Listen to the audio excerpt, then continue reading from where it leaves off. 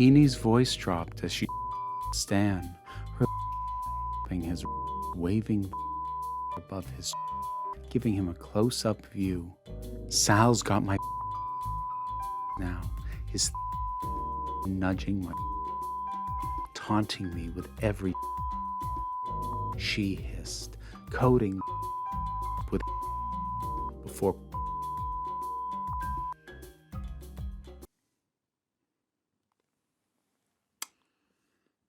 Well, all right then.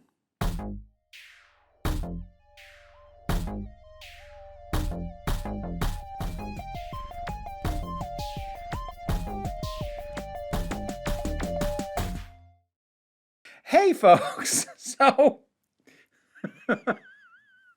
boy, I hope that intro doesn't get me flagged right off the bat. We'll find out. But had something odd happen.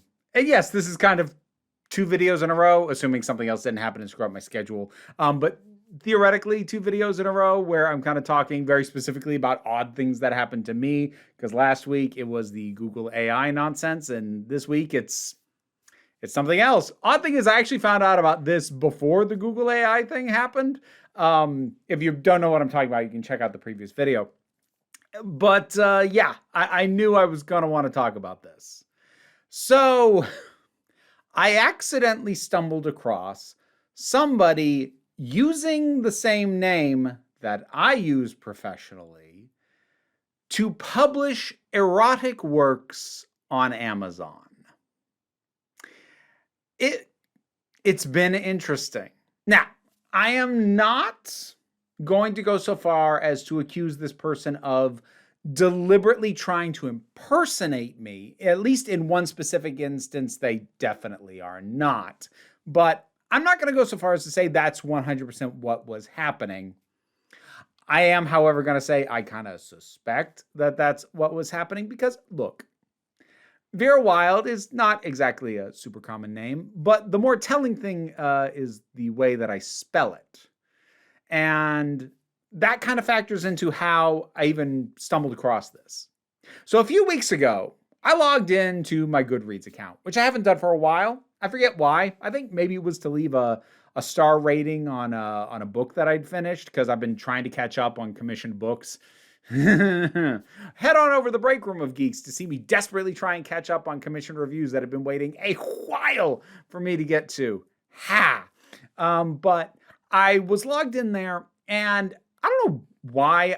Oh no, I do remember why. I was altering my photo that I had on there because while I liked the old photo that I had, it was a bit out of date.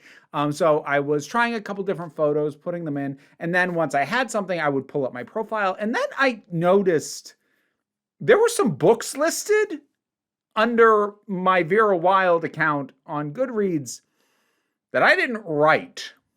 And when I looked into it, I quickly discovered that there is another author listed on Goodreads as Vera C. Wild, although Wild spelled identically. If you haven't heard me do this shtick before, I spell Wild W-Y-L-D-E because I wanted the most pretentious and uncommon way I could think to possibly spell it. Also, I grew up in the 90s and, you know, I's for Y's, unnecessary added letters. Because poor literacy is cute. So this person has used my name, but with a C, to publish a number of erotic works under that name. Now, going forward, I am going to be using the pronoun she, even though I have no reason to believe that this person is at all what they present themselves as. The thing is, the account is presenting as a woman. So I'm going to address her as if she's a woman because I can't actually prove that this is a 100% fake account. I mean, it almost definitely is, but that doesn't mean that the person who runs it isn't a woman, or even if it is a man, the presentation of this fictional author who's using my name to publish not very good erotica. We'll get to the quality of the stuff. They're presenting as a woman. I'll use she, her. Heck, why not? Again, I don't have an actual legitimate basis by which to do anything else. So I noticed that there were a number of books credited to her, but some were miscredited to me. Now, unfortunately, I don't actually have a screenshot of this because this was the first thing that happened, was me noticing this. And what I did was get in touch with Goodreads saying, hey, you have these, I think it was either 2 or 3 things listed as being written by me. I didn't write these, and I'm pretty sure that it was this person who did. So if you could attribute them correctly, that'd be great. And Goodreads, to their credit, got on that right away. So because I didn't think I was gonna do anything with that information, I didn't think to screenshot it at the time. So it is a little bit of a trust me bro on it, but it is how I found out about this. So hopefully you believe me on that. It just stuck in my head though. And I'm looking at these listings on Goodreads, and there's some weirdness. Not just the fact that despite the name similarity, they were still misattributed because somebody still had to do that. Somebody had to input these works in there and assign them to Vera Wild, and they didn't bother to check that it was the correct Vera Wild. And in fact, there's some even odder things about some of this and the way it's listed, not only on Goodreads, but also on Amazon, which so far as I can tell is the only place that these works are being sold. So why don't we pop over there and take a look at the information available about Vera C. Wild, because the Goodreads account, while it exists, has almost nothing on it. Here, however, oh, look at that. Oh, we've got a picture. Oh, what's going on with your fingers there? Also, your cat's face looks a little odd. Yeah, I'm pretty sure this is an AI-generated image that is being passed off as an author's photo. Not shocking. That'll be a theme. Now, over on Amazon, none of these were misattributed to my author's account, but it did frustrate me a bit that if you search Vera Wild, her stuff is coming up ahead of mine simply because it is newer, even though my stuff has more actual reviews on it. But regardless, I'd be lying if I didn't say that kind of annoyed me on principle a little bit. So looking at this thing, we're already dealing with what is very likely an AI-generated image for the author's photo. Now, I suppose to be fair, the covers do not look AI-generated. They instead look incredibly cheaply photoshopped, which does take more work than generating something through AI. That's nice. Although I'm going to go out on a limb and say I'd be surprised if she had gotten the license to actually use the images that are used on the cover of her books. But they are at least not AI generated. So I don't know. I was going to say half a point. I should be like 1/6 of a point for you for that. You took all of 5 minutes to throw together something in Photoshop with a black background. That's more work than most people using AI for their book covers do. So hey, I'll give you that. You had to actually do that. But now at this point, it begs the question, if the author image is AI generated, the book covers are not, what are the odds of the actual interior works being AI generated as well? Jeannie knew it had been ages since she'd felt that flicker of desire, and Stan's sullen reproach, well, it'd be nice, ideally with you, had only stoked her irritation, not her. But as his words sparked a cruel thought, fanned by the memory of that romance novel, the bored wife, the lover, the delicious of the husband. I'll show him, she vowed silently, her hazel eyes narrowing with resolve. She'd seize control tonight, knowing that even after years of marriage, he still craved her. And well, of course, the only way for me to find that out was to actually buy one of them and read it, which I did. I only did it with one. I had to kind of browse through them and see like, okay, which of these look interesting at all? They all had very similar themes. It's a series called The Wives of Wildbrook, and yet the Wild in Wildbrook isn't spelled the same way as the Wild that you're using for your pen name. Okay, you'd think that'd be a layup, but all right. So this appears to be a series basically of either cheating and or cuckolding style stories. Going by the descriptions, it's trying to present things as empowering, neglected housewives taking their power back, which, as far as fantasies go, is a little vanilla, which is honestly part of why I felt inclined to actually read one of these. Because look, whether you meant to take my name or not, my name showing up on something that is pitched as erotic, or even in some cases literally described as dark, it better not be this vanilla. Given me and what I get up to in my time and on the internet, if it's too vanilla, I'm going to kind of be insulted by the association. Because, trust me, if I was actually going to write erotica, it'd be way spicier than the premises I'm seeing right here. And actually, the erotica I've written is way spicier than that. Yes, I've written it. Yes, I've published it. Yes, it's under a pen name. No, I'm not going to tell you what it is. Although, that having been said, I am now tempted to start publishing erotica under the name Vera Wild, just so that I can supersede this nonsense and clearly distinguish that, hey, even if you're going to do this, I can do it better. Of course, as I said, I couldn't be certain that I was going to do it better until I read one. So the one I selected was Wives of Wildbrook Bound by Betrayal. Now, I landed on that one because, to be fair, I wanted to give this the best chance of being anything vaguely interesting to actually read. But the only two that seemed to have any sense of there being more going on than just woman gets real hot and bothered and cheats on her husband was that one and one called Wives of Wildbrook New Wife Reckoning. That one is described as a dark, erotic romance novella that explores female empowerment, daring connections, non-monogamy, untamed passion, and the messy beauty of love without limits. But that one's 72 pages, and I am absolutely not committing that amount of time to this project. So instead, I went with the one that I did, which has this description. An erotic short featuring BDSM, female domination, dark romance, infidelity fantasy, psychological kink, and raw lust.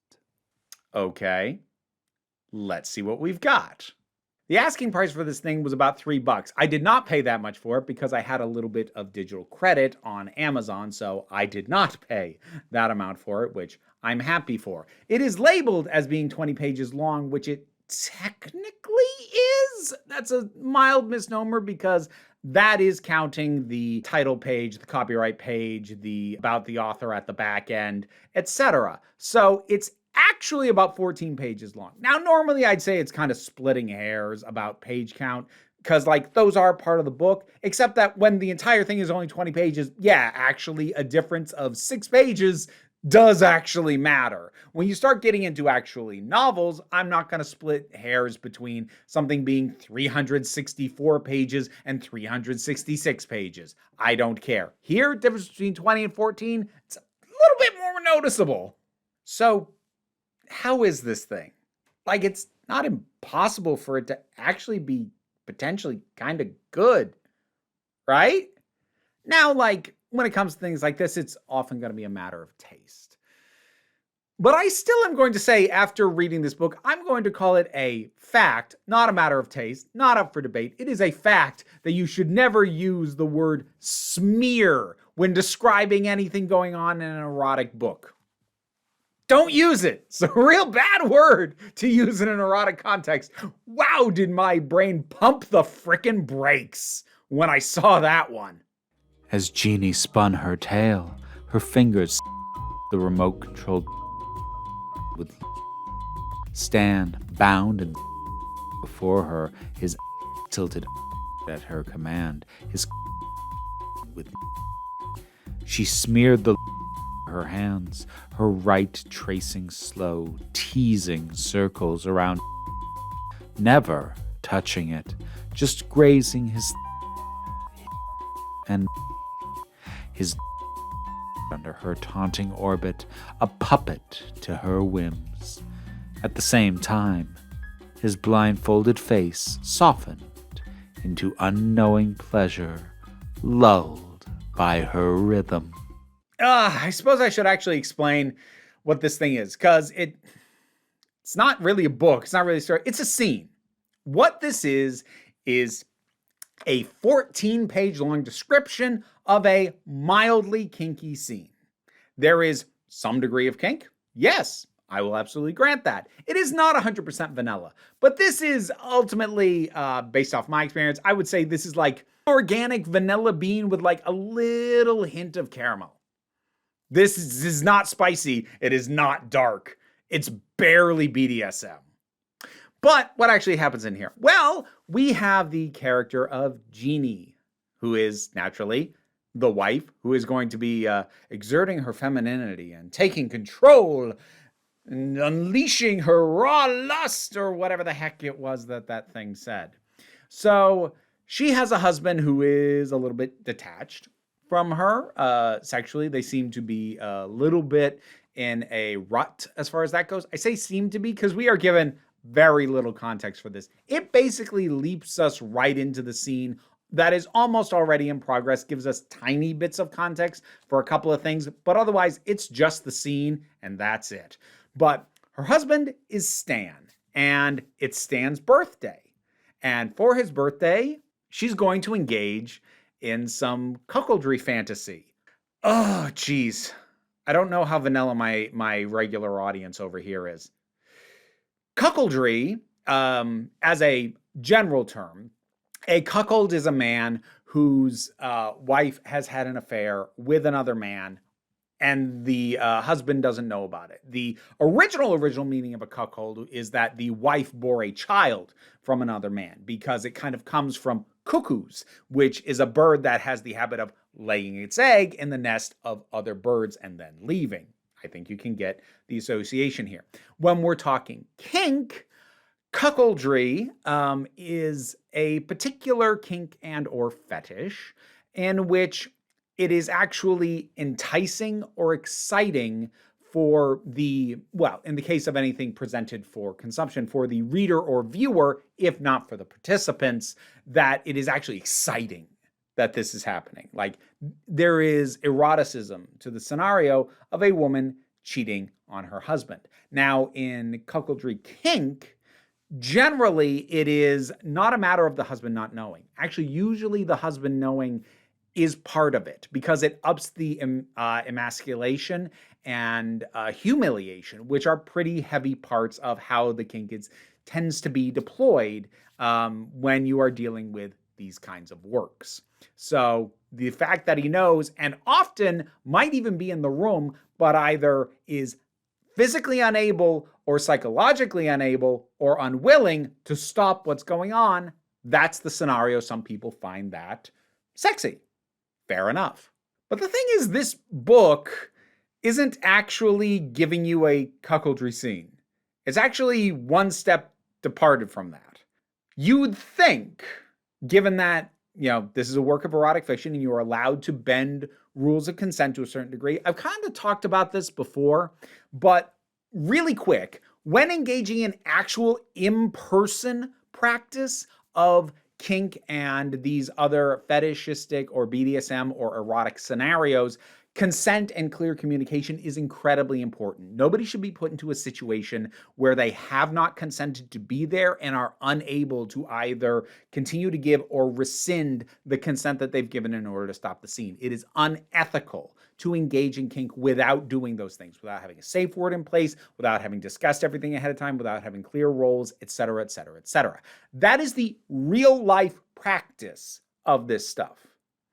In fiction, it is not, in my opinion, unethical or unacceptable to depict a scenario in which the consent is not clearly given or is in fact even a little bit dubious, where it's possible, had the person been asked in advance, they might not have agreed to that. Now, if you don't like that sort of thing, by all means, don't read it. But in a fictional context, the consent comes between the author of the work and the reader of the work. Your consent is that you have acquired this work and you are now reading it. And your safe word is stopping reading it and closing the book. So that is the connection where the consent actually exists in reality as you read a fictional scenario in which consent is more dubious. Now, dubious consent is a thing I've talked about a number of times in the past. In terms of movies, I did a whole video on it, which I'm actually quite proud of. And I have certainly lamented in the past that there is a lack of scenes depicting consent between characters, but that's more an issue for me in, honestly, mainstream Hollywood productions. It annoys me that it is standard for consent scenes to not be shown, or even in some cases, depending on how the scene is shot and progressed, it was impossible for there to have been consent given. Because, like, if you do a fade in, fade out, and suddenly they're in the bedroom, I can headcanon that there was talk of consent or, what is or isn't okay or anything else. But if it's continuous, well, they didn't show them having the conversation. So that definitely didn't happen. And again, my frustration isn't that this should never exist. It's that it annoys me that it is kind of standard. Just think of, literally every movie where it's presented as cute or romantic for some guy just to grab a woman and start kissing her. Yeah. It annoys me that that's standard. But I don't have a problem with a more dubious level of consent, especially in something that is explicitly an erotic work. It's worth mentioning also that just because somebody wrote something doesn't mean that they think the real world equivalent should actually happen. I did a whole other video talking about things that you should not extrapolate about writers based off the things they have put in their works. And I would say that is doubly, if not triply true of erotic works where people will often indulge in fantasies that they have never engaged in real life and may not even have any inclination to actually engage in real life. Heck, just look at 50 Shades of Grey. You can read literally any passage out of that book that's longer than 2 pages and immediately know, oh, this woman has never been involved in a BDSM relationship in her life and doesn't have a freaking clue how they work and operate. It's still okay that she wrote it. I really would have liked it to not be massively popular, but that's a tangent. We'll move on. All of this is to say that in this book, there is some dubious consent because Stan gets handcuffed to the bed frame and then blindfolded, and he has not been fully prepped on what it is that is going to happen to him. Now, for the most part, given the way that these sorts of fantasies tend to play out, I actually think that's more or less okay. I got a little bit squeamish when a prostate massage toy was introduced, and it is made explicitly clear that he has not done that before. He has not had that done to him before, and it's made a little worse by the fact that there is mention of discomfort in that. It was new for them both, but Jeannie's hands performed a and assisted by of minutes passed before his jaw clenched tight. No tears fell, pride sealing his lips, though the sting was written on his face.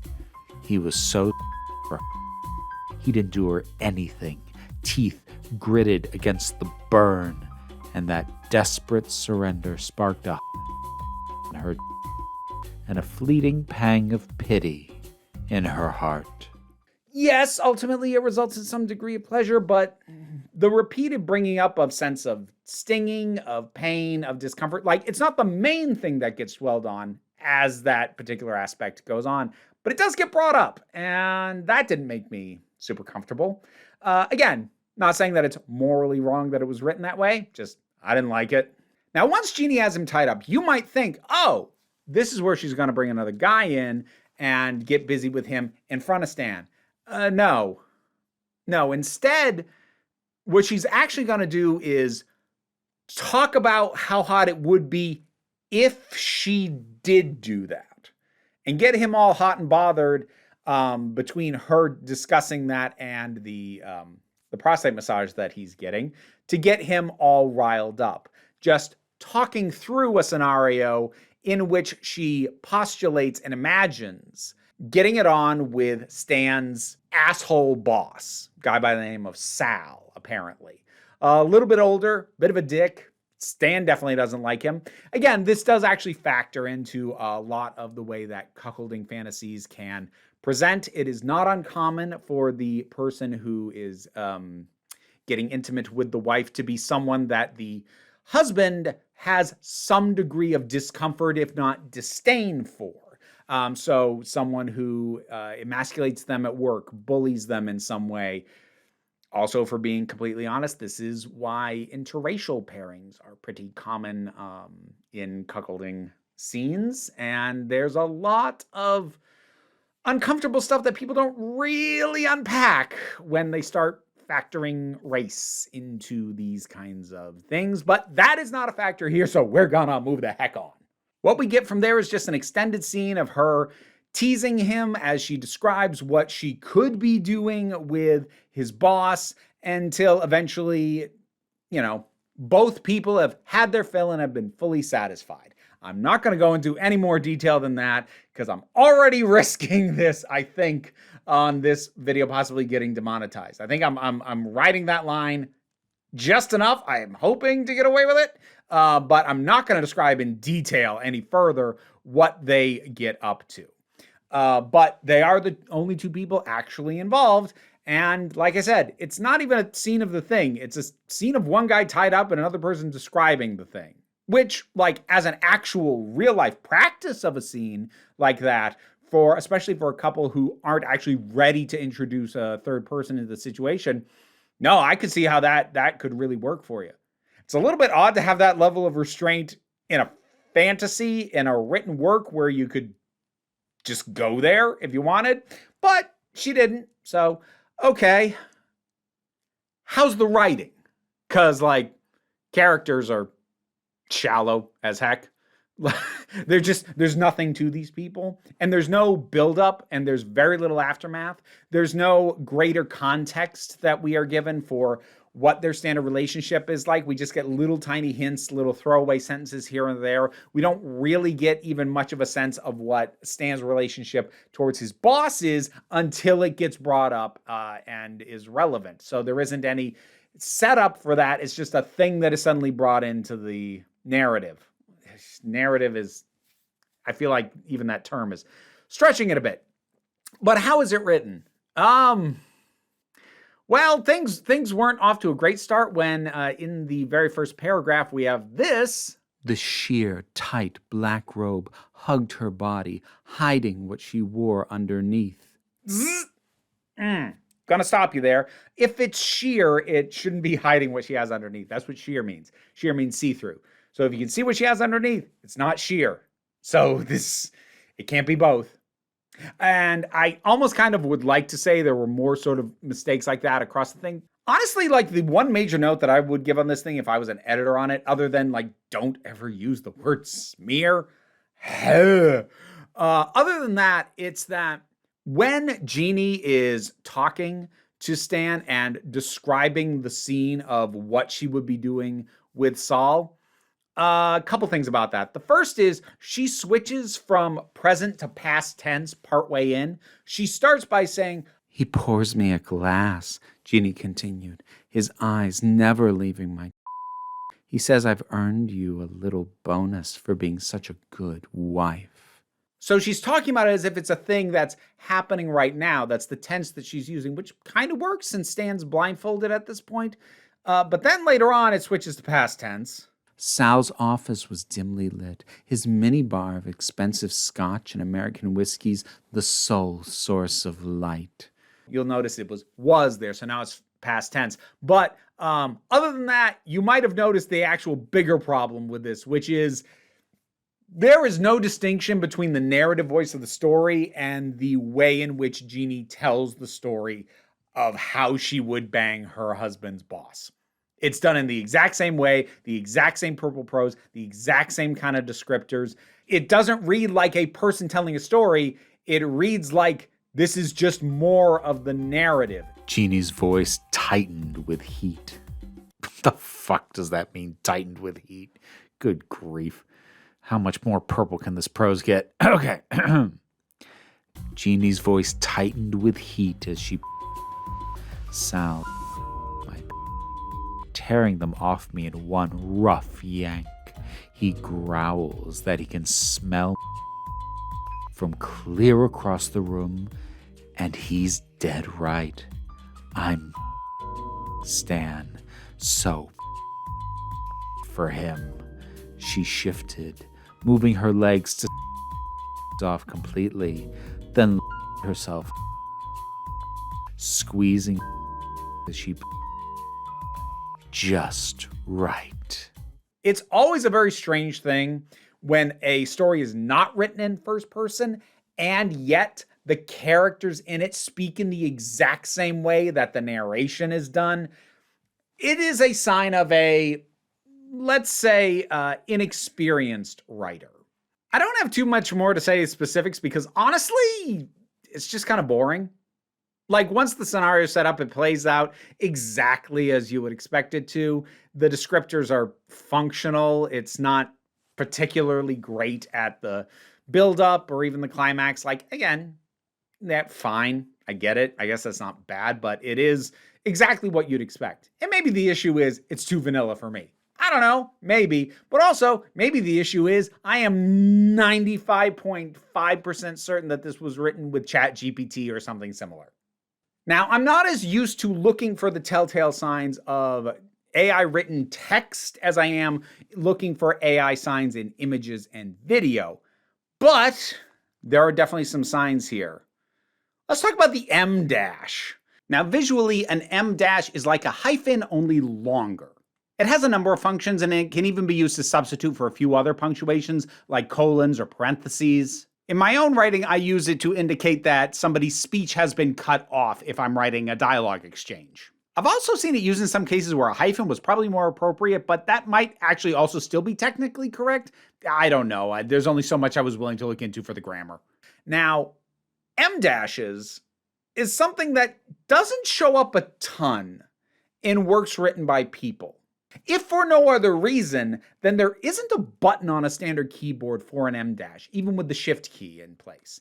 Now, there are some programs out there like, say, Microsoft Words that will insert an M dash if you do two hyphens in a row without a space between them, but it's just not a standard thing that a lot of people think to use just because, as I said, it's not even standard on the keyboard. Can you use it? Is it grammatically correct to use it? Yes, absolutely. But just for the purely basic ass reason that most people don't think to, and it's not on the keyboard, you don't get it very often in writing done by, people. It's why it's one of the telltale signs of something being generated by a large language model is an excessive use of M dashes.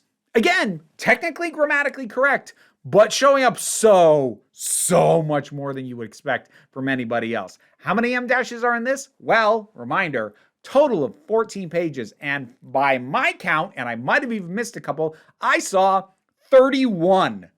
That's more than 2 per page, and that's only M dashes, because I also went back and checked normal hyphens, 24 hyphens. And that's another telltale sign because the hyphens are being used in the exact same manner that the M dashes are for the same end. And another thing that human beings generally don't do is swap back and forth between two equivocal punctuations. They'll usually just stick with one. If someone is using hyphens, suddenly switching to an M dash for the exact same kind of thing he's used the hyphens for, or vice versa, is a really weird thing for a human writer to do. But large language models and AI like ChatGPT do it all the time.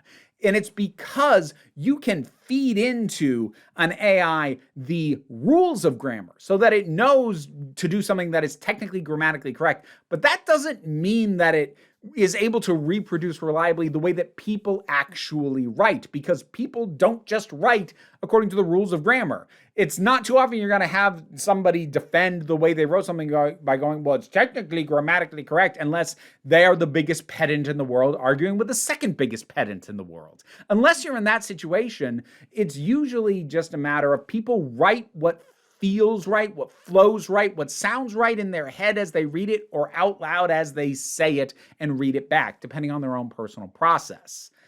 You don't get this sort of mixing up of the exact same type of punctuation, but using a different specific punctuation item in something that's written by a person. You just don't. And then, there's classic examples of sentences that just don't scan. Grammatically correct, technically right, but just putting of words together right next to each other that like your brain has a hard time wrapping around it. If you try and say it out loud, it's even weirder. So there's plenty of that across the entire thing. And yeah, I am extremely confident in saying this is AI generated text. Now, the other thing that had kind of tipped me off on that possibility at the front end was how quickly these were coming out, because the dates on these, all 6 of these books came out in April of this year. 5 of these in the course of 3 days, and then 1 of them showed up about 2 weeks later. Now, that's publication date. That doesn't mean they were written that close together, although with ChatGPT, they very well could have been. So I don't want to knock the idea of somebody uploading a full series worth of stuff, especially if we're dealing with erotic novellas. It actually makes a lot of sense to do that. I know, because that's what I did when I put stuff out there. I didn't just upload a single freaking thing. If people look and see that you have a series of stuff, well, then it makes you look more professional. It makes it look like you are more committed to this. You aren't just some amateur throwing a single random thing out there just to see what you get or if anybody bites. So I'm not bemoaning or slamming the notion of uploading multiple things at the same time, especially for this kind of work. That having been said, they weren't all literally uploaded on the same day. And so I would not be shocked if they were actually made 1, 2, 3 days apart from each other by way of ChatGPT and then, 3 minutes in Photoshop for the covers. Another interesting thing is every single one of these has a 5-star rating with 1 single review on all of them. And all those reviews are by the same account that has not reviewed anything else other than these. Can I prove that that's a sock puppet account by the author? No, but come on. She'd been the good wife once, but now she was a naughty wife. And as her lips curled into a sated smile, she wondered how far this wicked game might stretch.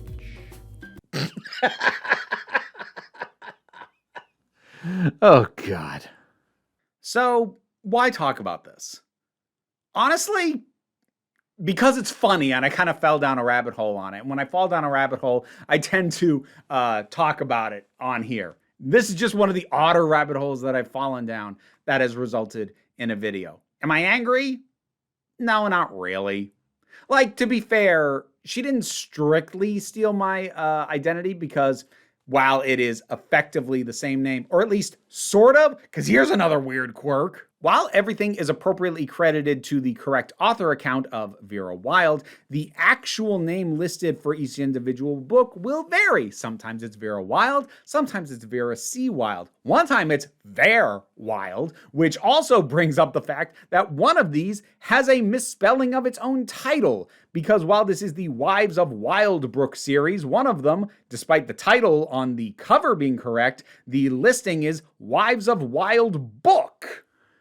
Yeah, this seems like a real low-rent scam somebody was running.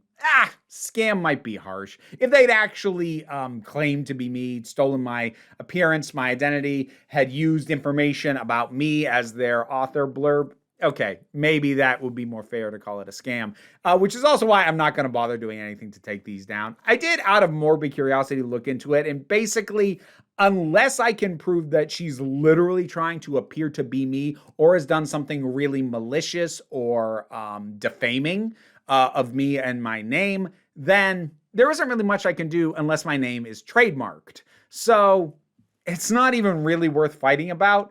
But also the thing is, and this is purely speculative on my case, but in my mind, this is what happened. I think this is somebody who knew enough about me and my reputation online and in certain spaces to know that I am known for a certain amount of spicy content. And that does include at least one more or less erotic piece of work. It's a play. It is available on Amazon. That one is actually published under Vera Wild. So no, that does not give you a hint as to any potential pen names. Keep guessing. But I feel like this is someone who knew enough about me to know that my name attached to erotic works would actually make sense. Because unless people actually clicked on the author link and looked at the bio, just going by the name, they might think it's me. And I think she was trying to siphon off from my fan base. And I think that's also why there haven't been any more of these. I don't think she's made much off of these. I think she was expecting my name to be worth more than it actually is. Because, if she'd gotten a hold of me and asked, not that she would have, but if she got a hold of me and asked, I could have told her flat out, oh yeah, I don't make hardly anything off the sale of those books. Even when they first came out, I did not make very much. And certainly as time has gone on, I have made basically nothing off those. That is not a particularly lucrative aspect. Even my novel, which is published under a different name, that had its initial rush of sales, but hasn't really done much since, partially because I don't like promoting my own stuff. I actually feel real uncomfortable and real nervous about it. But hey, you know what? There's links down there for the novel, and if you want to look up the written works by Vera Wild, that's me, as opposed to anything with the Wildbrook, the Wives of Wildbrook, label. You can find and get my stuff if you want to. Again, I feel weird about self-promotion. I'm bad at it. It's part of why I'm not bigger than I am. I hate doing it. Sorry. Speaking of which, I'm going to call it new merch, but it's not. It's been around for a while now, but I didn't tell anybody that I put out merch that includes the logo I use for my secondary channel, Break Room of Geeks, which we'll just call Relaxation Vera. You can get a shirt with that on it if you think it's cute and you want that. I made that design available months ago, and I don't think I ever announced it anywhere. I'm bad at this. I don't know how I actually made this my living. Well, when I say this, I mean the big mass all-encompassing. Not my writing. The writing doesn't pay. And I think this person discovered that, and that's why they stopped. Because if this was getting them even small drips and drabs, maybe the low effort of putting a prompt into ChatGPT could justify continuing to do it if she was able to siphon off just a few bucks here or there off of my fan base. But I don't think she ever did. I don't think she did. I think she learned the hard way that it's not particularly lucrative to be me. Sorry you had to find out like that. But I don't have a greater point to this. This is just a bizarre bit of weirdness that I also just kind of found funny. And it gave me the opportunity to read and critique a piece of erotica and immediately think to myself, oh, I could write this better. Like even this specific scenario, I could write that better. I don't know. Maybe if I actually find some free time, maybe I will. And if I do, I'll tell you what, I'll put it out under Vera Wild. No, I'm not going to just take the stuff that I've written under my pen name and start publishing that under Vera Wild because, I don't know. There's a couple that I think I could get away with. There's some others that I'm like, no, I'm not going to put my name on that one.